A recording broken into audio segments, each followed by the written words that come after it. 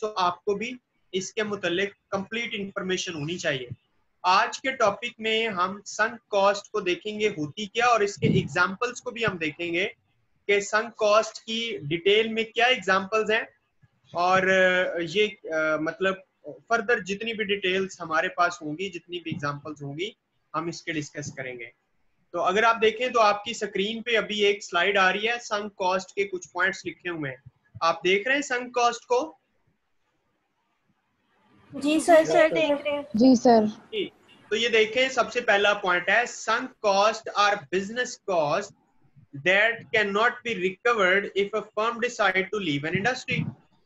यानी sunk cost ऐसी cost है जब कोई फर्म किसी इंडस्ट्री में किसी बिजनेस को छोड़ना चाहे, इंडस्ट्री को छोड़ के जाना चाहे, बिजनेस को छोड़ के जाना चाहे, तो वो कॉस्ट उसकी रिकवर नहीं होती। ठीक है, उसको हम संक कॉस्ट कहते हैं। डुबन कॉस्ट आप अपने अल्फाज में सिंपल वर्ड्स में कह सकते हैं। ठीक है ना?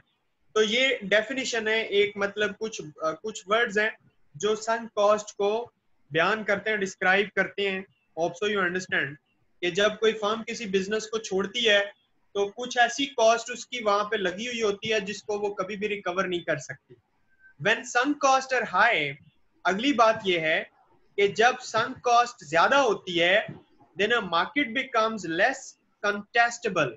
जब संक कॉस्ट बहुत ज्यादा होती है कि एक इंडस्ट्री को मतलब फर्म्स जो है वो छोड़कर जा रही हैं, तो फिर मार्केट जो है वो इतनी कंटेस्टेबल नहीं होती, मतलब उसमें परफेक्ट कंपटीशन की फिजा पैदा नहीं होती। ठीक है ना? यानी क्वालिटी प्रोडक्ट्स नहीं आती वहां पे। ये इसका कंसिक्वेंस है संक कॉस्ट का। तीसरा पॉइंट ये है, high sunk cost are act as a barrier to entry of new firms. जब किसी बिजनेस में, किसी इंडस्ट्री में जो संक कॉस्ट है वो ज्यादा होती है, मतलब ज्यादा कॉस्ट, मतलब पैसे डूबने का खतरा होता है, तो उससे फिर क्या होता है कि जो फर्म्स हैं वो उस इंडस्ट्री को ज्वाइन ही नहीं करती। जी वालेकुम अस्सलाम। फर्म जो हैं वो उस बिजनेस को ज्वाइन ही नहीं करती, इससे डर के कि मतलब यहाँ पे तो काफी सारे पैसे डूब जाते हैं बिजनेस में, संक कॉस्ट बहुत हाई आती है, जब भी हम इंडस्ट्री को छोड़ के जाएंगे तो हमारा बहुत बड़ा उसमें लॉस होगा। Because the risk making significant losses if the decide to exit the sector. क्योंकि फर्म जब सेक्टर को छोड़ती हैं तो उनका रिस्क, जो लॉसेस होते हैं, वो ज्यादा होता है। तो इसलिए एक बड़ा ये उस इंडस्ट्री के आगे बैरियर होता है कि फर्म्स जो हैं वो उस बिजनेस को ज्वाइन ही नहीं करती। चौथा पॉइंट इसके लिए ये है कि in markets such as fast food restaurants, sandwich bars, hairdressing salons and local antiques market, there are low sunk costs, so barriers to entry and exit are low and contestability is high। मतलब ऐसी markets की example यहाँ पे चौथे point पे आपको दी जा रही है कि ये जो फास्ट फूड के रेस्टोरेंट होते हैं, या सैंडविच बार्स होते हैं, या हेयर ड्रेसिंग के सैलून्स बने होते हैं, या उसके अलावा कोई लोकल छोटी छोटी एंटिक्स या मार्केट्स या खोखे होते हैं, इनके अंदर संक कॉस्ट जो है ना वो बहुत लो होती, कम होती है। इसलिए हर बंदा इस तरह के बिजनेस को ज्वाइन कर लेता है और यहाँ पे फिर कंपटीशन और मुकाबला भी सख्त होता है। तो अगर आपको ये स्लाइड क्लियर हुई है तो मुझे अपने माइक ओपन करके बताएं, मैं फिर आके कुछ आपको संक कॉस्ट की एग्जांपल्स क्लियरली बताऊं कि ये संक कॉस्ट है। जी, do you clear about this slide? Yes sir. Yes sir. Okay, I'm going to stop this screen sharing and now I am going to share you fresh slide in order to show you some important examples of sunk cost.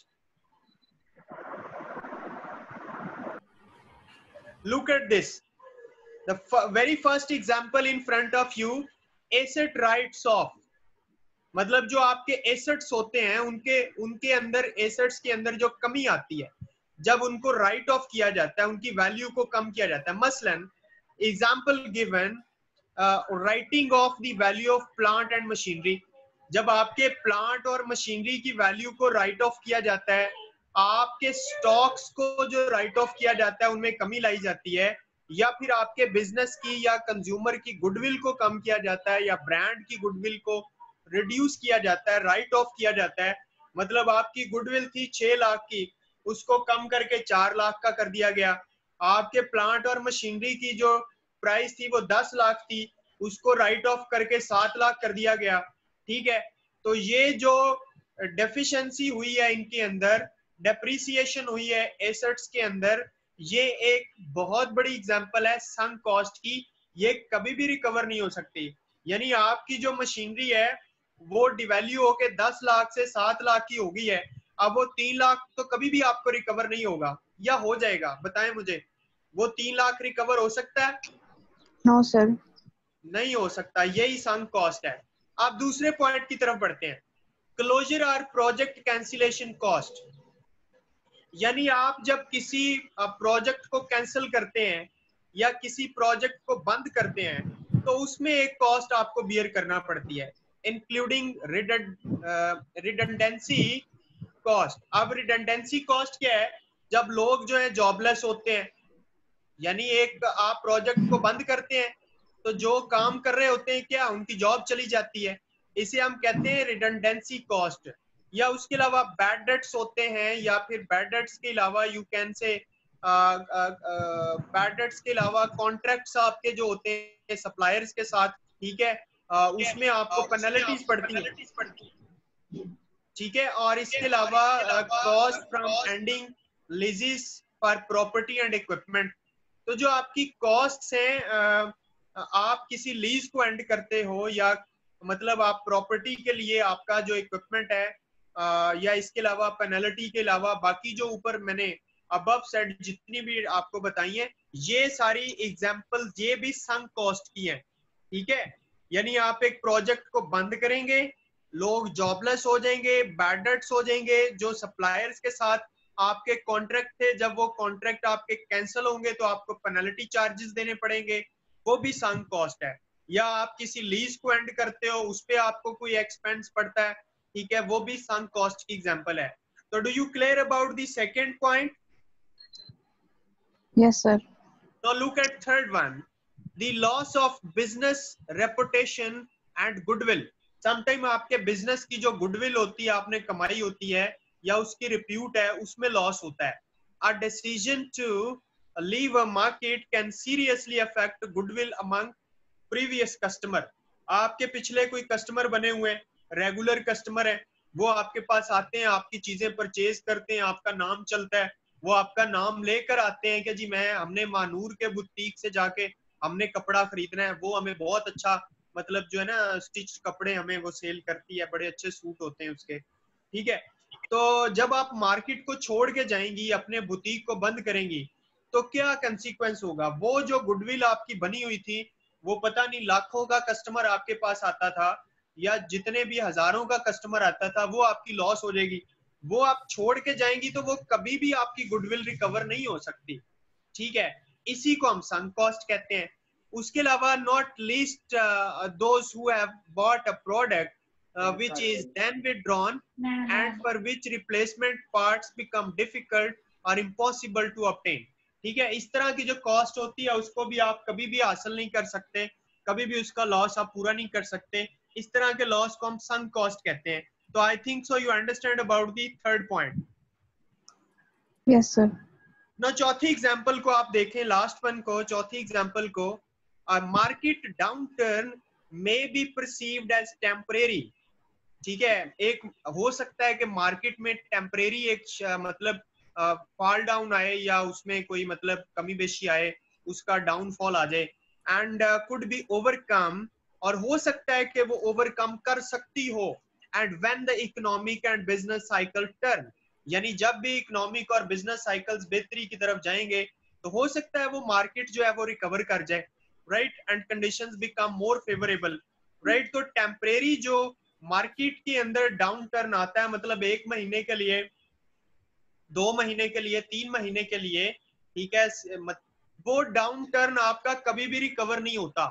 उन दिनों का जो आपका profit है या revenue का shortfall आता है वो कभी भी रिकवर नहीं होता। ठीक है, वो जो कॉस्ट है वो भी संक कॉस्ट की एक एग्जांपल है।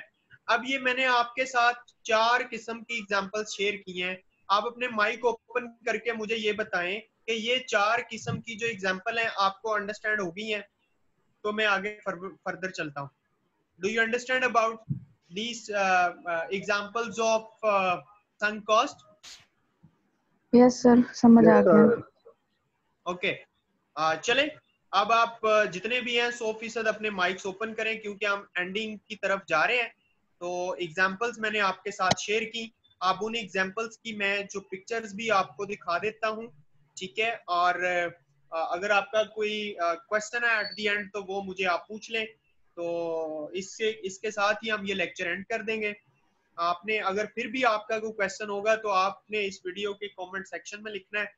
तो इंशाल्लाह मैं आपको वहां पे कमेंट सेक्शन में रिप्लाई करूंगा.